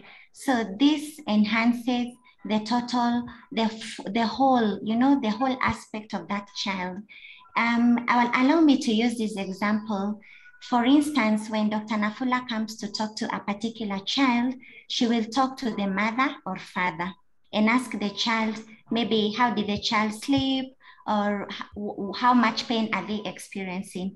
That will be done through the doctor. But in other cases, especially when we are working with older children, we are able to talk directly to the children. So child life specialists help the medical team to be able to come up with child-friendly and age-appropriate language that does not make the child anxious, but actually opens up the threads of communication between the medical team and the child and the family. Thank you. Okay, thank you very much. So we take it back to Emily. There's a question that is asking, there is quite a confusion understanding an oncology nurse and a palliative care nurse. Maybe you'll try to shed that light to the audience. Thank you, Ken. Okay, for oncology nursing, we find that the oncology nurses, they deal mainly with cancer patients, and like the palliative care nurses, they deal with cancer, with other chronic and terminal illnesses. And for the oncology nurses, they majorly deal in treatment. We find that we have chemotherapy, we have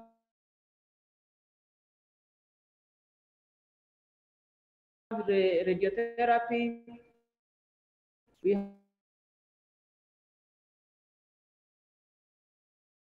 have. You're breaking off, we can't hear you well.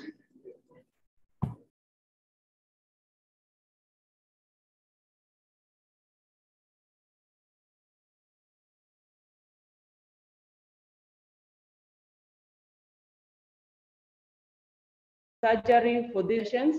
So we find that the palliative nurse will majorly deal on the part of it, like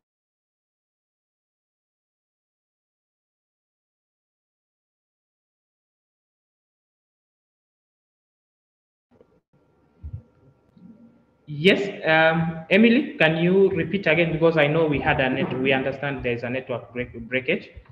Okay, sorry for that.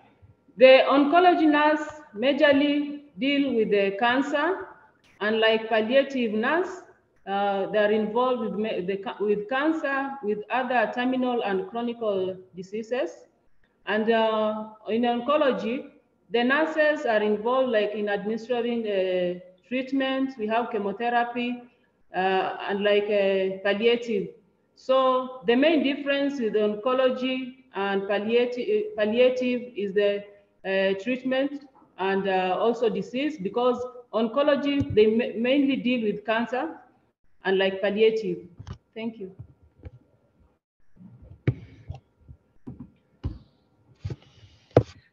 Thank you very much. I'm seeing we have 5 minutes to close the session, but I can't go without asking this question to maybe to the panelists. Anybody can answer from anonymous attendee who is asking, what are the challenges most experienced in this palliative care unit stroke services? Maybe it can be an area of research. Is very interested and is an epidemiologist. Let me start with Dr. Nafula, and also I can get Elizabeth and also Dr. Mwiga, if you've had experience with what are some of the challenges that are experienced by the people in these units? So I think, okay, the challenges are many, but mainly I'll just talk about a few, maybe 2 or 3. So one of the biggest challenges we have is a lack of trained personnel in palliative care. the country just has a handful of healthcare providers. So for example, when you look at palliative care specialists who are practicing and seeing patients, in the whole country is about 5. Then many palliative care units have 1 or 2 staff. So it is way below the need of Kenyans, the Kenyans who need palliative care. So they are not able to access palliative care. And of course, the other bigger problem is training. As Dr. Muinga mentioned, we might have healthcare providers who are interested in training in palliative care, but we do not have locally available programs. So they have to go out of the country, and it can be quite unaffordable, and there's minimum support in terms of scholarships. The other barriers or challenges I had mentioned during the presentation of pain management, about policies on pain management and opioid availability. Thank you. Okay, maybe to add on Dr. Nafula's, it's about stigmatization of palliative care. I realize that the lack of knowledge around palliative care has made the staff shortages affect the provision of this essential service. And so in some facilities, you find that palliative care provision was mainly done at the very end of the life of a child. Maybe we've done treatment and you can see treatment failure. That is when the palliative care team would come in. But currently, because of the many webinars that people are receiving, there's knowledge that is being shared. We are now able to offer, to start palliative care actually on admission of children with life-limiting illness. So in the past, there was a lot of stigma. I remember there was a time when you would walk into a ward and the parents would see you and say, if you see this team come to your bedside, you know your child is going to die tomorrow. So there was a lot of stigma. But right now, when we are offering palliative treatment at the onset, many families are embracing, and even it's noteworthy to report that many families reach that point where they can tell the doctor, allow us to go home, and like in the past. Thank you. Thank you. Erin, sorry, I've forgotten about you. You are also a member of our panelists, so you are welcome, as you also compliment Dr. Muiga. Erin, if you are able to answer. Yeah, thanks for having me here today. It's really encouraging to see the work that's been done even in the last few years in Kenya. And I think there is a lot of momentum coming. Although there have been a lot of challenges, our group in Kenya really is trying to find ways to motivate one another and bring people on. I think as Dr. Nafula was sharing, and Elizabeth and Dr. Esther, we need more people to understand palliative care so they can promote it and advocate it in their setting. So I think one of the ways that we can do that through our education and training is to actually teach a palliative care approach.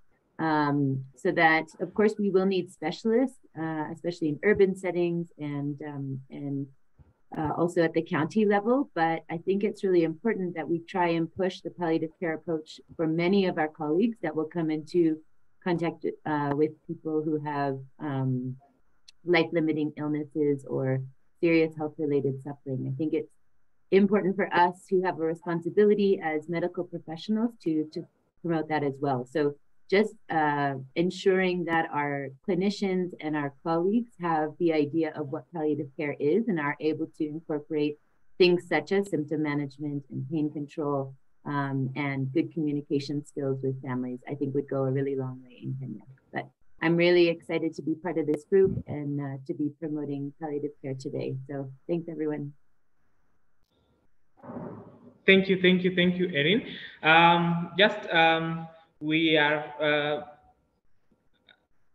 almost at the end of this webinar, but I would like to bring Dr. Muiga in to maybe tell us now, moving forward, what should we do in order to make sure that the full implementation of this policy has been felt?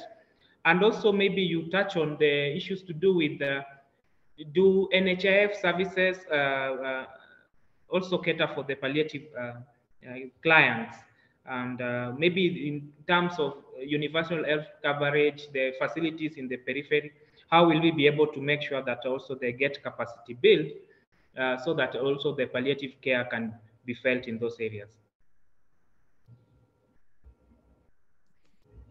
Thank you, Kennedy. I'll start with the last question. When we are talking about facilities in the periphery and access to palliative care knowledge, we are working with palliative care providers, and for a full list of those who are already providing services, you could, people could check www.KNH-UoN.org. That is KEPCA website.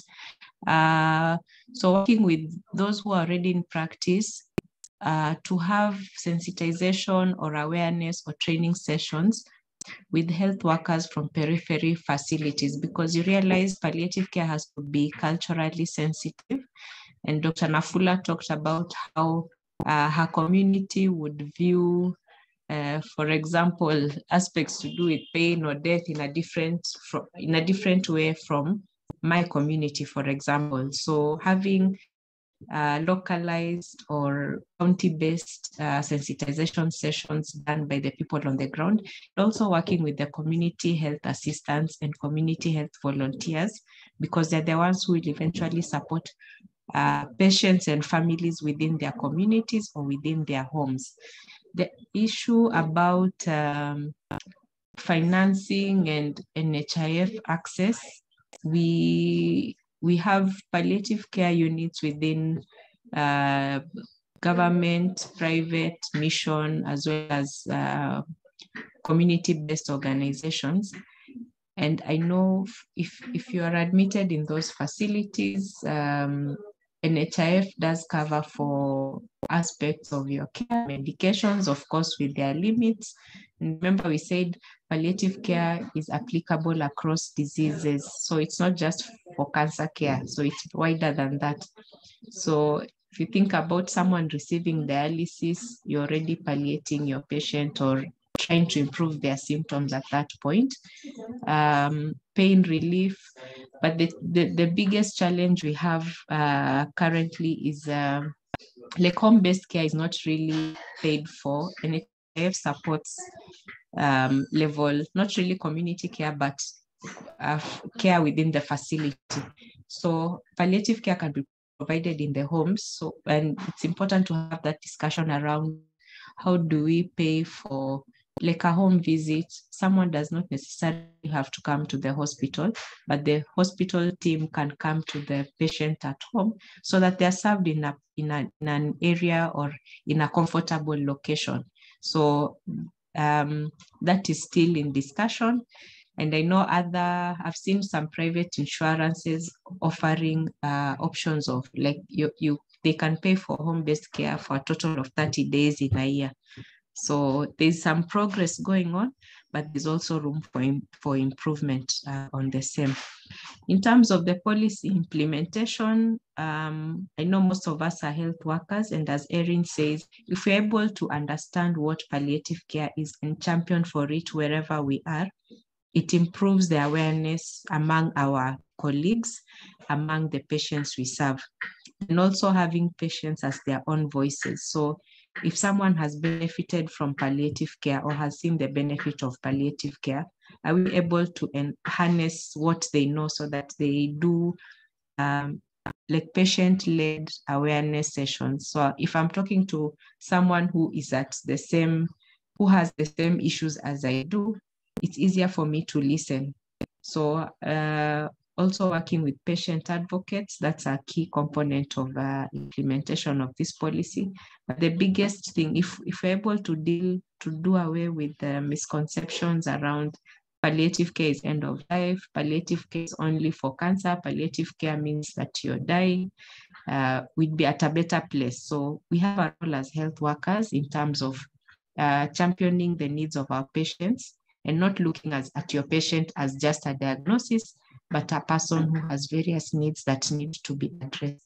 Then in our own way, when you're able to, I know we are health workers, but we also have our own families. If you could find out more on how your patient is doing, on how your family member who is handling a hard to cure condition is doing, it usually makes them feel more appreciated, more loved. You might not be doing the financial support, or you might not be there physically with them, but just the thought around showing that you care is also very important in improving our patients' quality of life. Thank you. Thank you very much. And I think now I want to give each and every one of you to have a closing remark as we look forward for tomorrow to mark the World Hospice and Palliative Day. And again, our theme this year is we want to make sure that we heal the heart of our community. So I would like to start with Emily. Emily will be able to tell us maybe what services she offers at Mwai Kibaki, and maybe create some awareness for people to take up these services. Emily. Thank you, Kinda. At Mwai Kibaki Hospital, we commenced palliative care both inpatient and outpatient. Still, the uptake is low, but we have been trying also to liaise with KEPCA through Dr. Esther. And also we are trying to liaise with the hospice, because I know for palliative units to succeed, we have to work hand in hand with hospice. We have the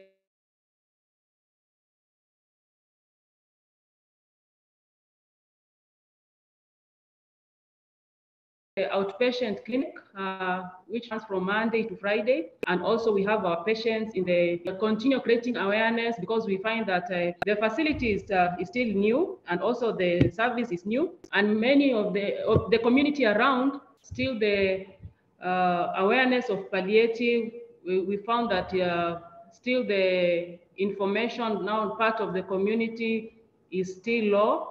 But we hope, and we are very much optimistic that the uptake of palliative in part of Othaya, specifically in Mwai Kibaki Hospital, is going. We are going to succeed, and therefore, and also we want to thank also our management here because of the support they've been giving unto us.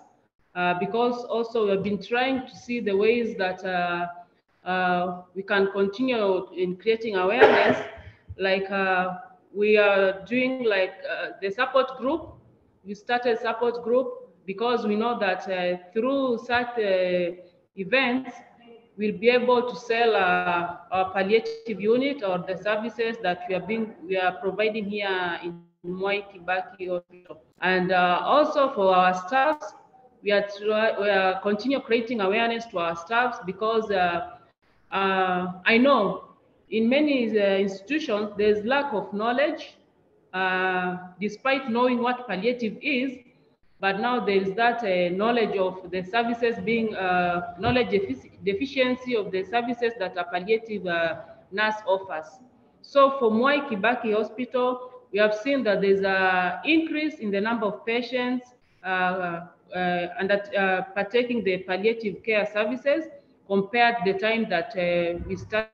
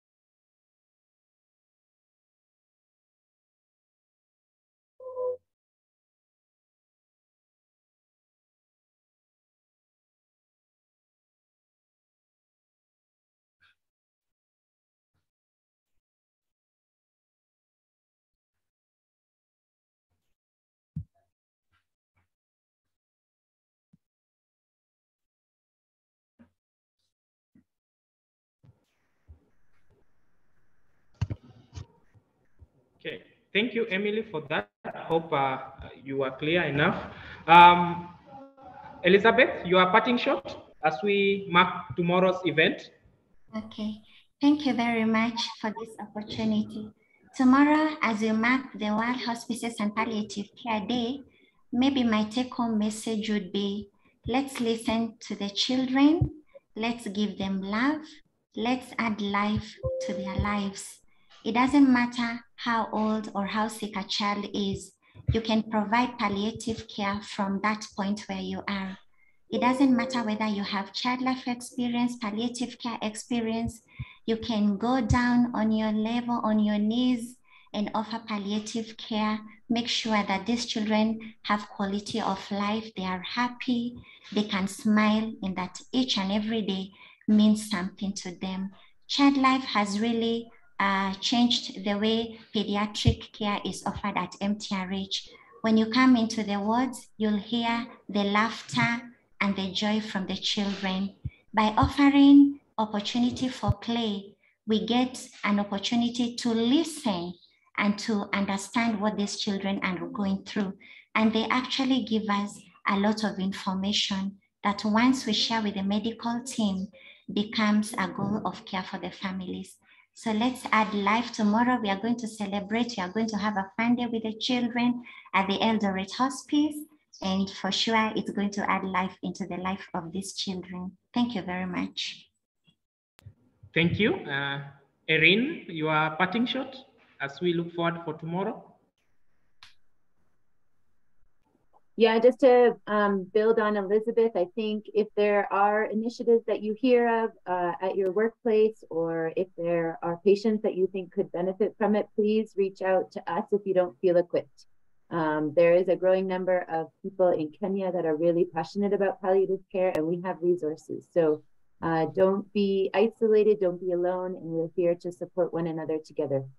Because of COVID, we all have lost many things in life, not only family members, but jobs and livelihoods. And it has been a really difficult time the last several years. So I think as we celebrate healing hearts, we also think of our own hearts and our communities. So just continue with all that you're doing and don't hesitate to reach out. We're here. Thank you. Dr. Nafula, what message would you like to pass to the team as we look forward for tomorrow? I think from all the discussions we've had, what I can say is that early referral to palliative care is beneficial for the patient and family, because we are actually able to walk the journey with them and to truly help them to improve their quality of life. So my parting shot is just to request that as we meet patients who need palliative care, please let us refer them early enough and not just for end of life care. Thank you very much. Dr. Mwiga, your last word as we close this session.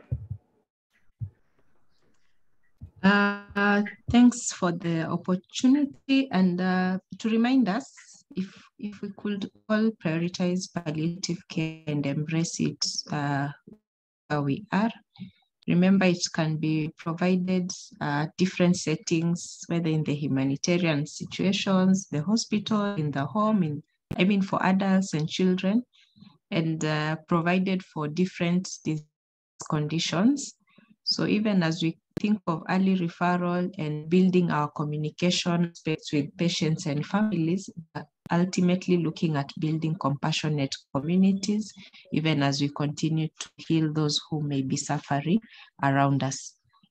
Thank you so much, and I wish you well, even as you, for those who don't have palliative care units in your facilities, even as you think of integrating these services within your centers. Thank you. Wow, thank you very much. It has been 2 hours of a very serious discussion, learning points that we've learned, and now the awareness on hospice and palliative care. I'm so proud to be the moderator of this great panelist, and I look forward to seeing more uptake of palliative care services in different facilities and again in the community. So from my side, I say thank you very much for the time, for the patience, and also for the audience for your questions that you've placed forward for the panelists. Also, I would like also to inform everyone to check out for our next webinars. On Tuesday, we are doing implementation science, and I think palliative uptake should be, we should also put it as a form of looking at implementation science in terms of the uptake and all that. So look forward for our webinars that are coming. Check your email addresses for any notification. And also for the CPD points that will be also be awarded to different cadres. For doctors and consultants, you'll have them. They'll be channeled through the different board. Also for the pharmacy, also for the COC attendance list, and the session will be forwarded to the council. For the nurses, the CPD points also will be shared, will be emailed to you, the token. So make sure you upload it before the expiry of the 48 hours. From my side, I want to say thank you to the Kenyatta National Hospital, University of Nairobi for the platform for the webinar, and Mwai Kibaki Hospital. We are one team, and we've been able to host this webinar effectively. Thank you very much. My name is KNH-UoN. I work at Research Department at Mwai Kibaki Hospital.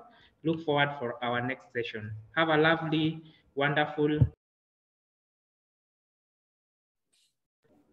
Thank you.